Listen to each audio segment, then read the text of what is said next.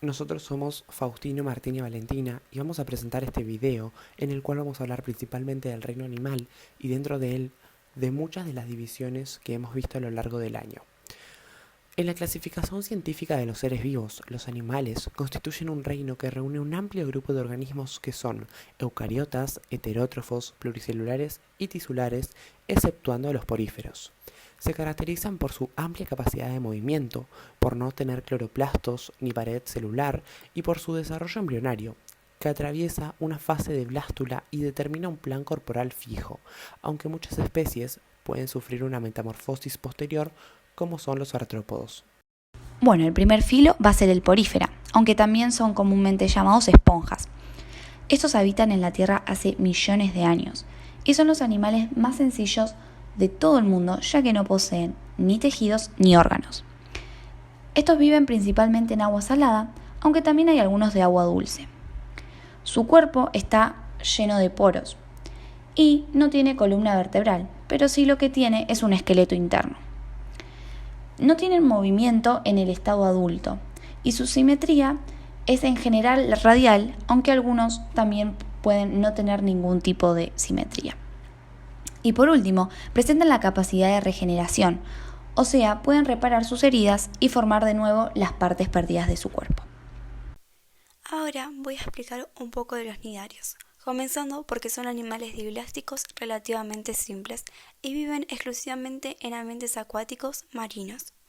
Estos mismos tienen aproximadamente 11.000 especies, englobando las medusas, pólipos, corales, anémonas e hidras. Además, tienen células llamadas nidoblastos presentes en los tentáculos y boca. En estas células se guardan los nidocitos, que son cápsulas en donde es almacenado el veneno, y son lanzadas mediante un filamento hacia la presa, enganchándola con un aguijón para poder liberar las toxinas. Y por último, algo importante en ellos es que tienen simetría radial y su plan corporal es en forma de saco. Los platelmitos, conocidos también como gusanos planos, son un grupo de animales invertebrados que incluye aproximadamente unas 20.000 especies. Dentro de las características utilizadas para clasificar a estos animales se destacan el ser acelomados, protóstomos y triblásticos. Acelomados, puesto que no tienen un celoma o cavidad corporal general y su cuerpo es macizo. Protóstomos, ya que la boca del animal deriva del blastoporo embrionario. Y triblásticos, puesto que presentan 3 hojas embrionarias durante su desarrollo: el endodermo, el mesodermo y el ectodermo. Además, morfológicamente, los platelmitos son aplanados dorsoventralmente y tienen simetría bilateral. Su cuerpo suele ser blando y no presentan segmentación. Bueno, ahora vamos a hablar del filo Nemátoda. Son los gusanos redondos. Justamente se caracteriza por poseer un cuerpo circular. Esto se debe a un líquido que llena la cavidad corporal y le da a los organismos una forma redonda. El líquido también lo que hace es hacer circular materiales por todo el cuerpo. La cavidad corporal funciona como un celoma verdadero, aunque no lo es.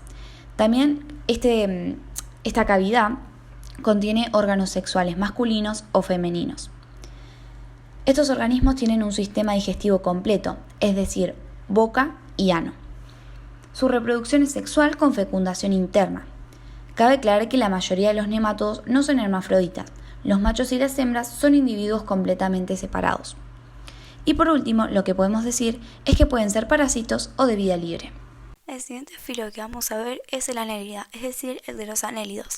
Estos son animales eucelomados que constituyen un filo de más de 10.000 especies. Presentan simetría bilateral y una morfología vermiforme, lo que comúnmente se conoce como forma de gusano, con más de 2 capas celulares, tejidos y órganos. Algo interesante es que aunque la mayoría son organismos acuáticos, también ocupan ambientes terrestres. Su clasificación se da en 3 grupos que son poliquetos, oligoquetos e hidrúneos.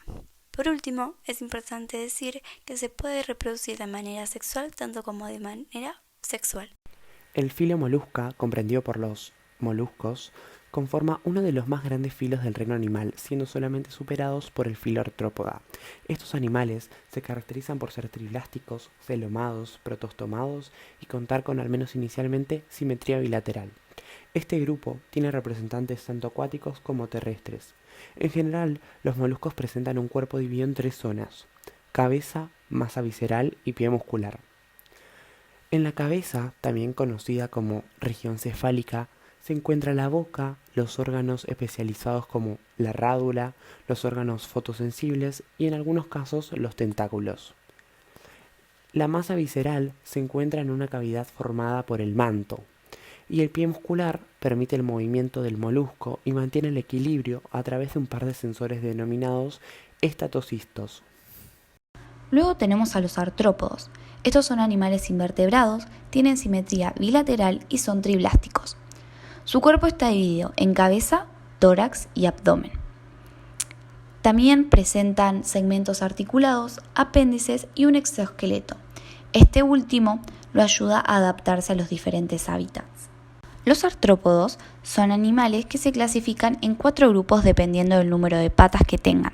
Los insectos, que tienen 6, los arácnidos, con 8 patas, los crustáceos, con 10, y los poliquetos, que tienen más de 10 patas y sus cuerpos son muy alargados. En el filo de los equinodermos, los animales son invertebrados exclusivamente marinos. Estos poseen una simetría secundaria pentarradial que les otorga un aspecto único en forma de estrella.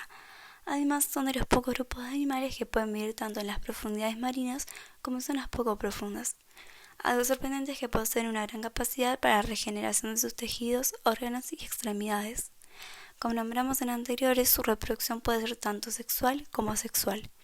Y algo final por decir de ellos es que existen unas 7.000 especies de equinodermos en la actualidad y otras 13.000 que ya fueron extintas.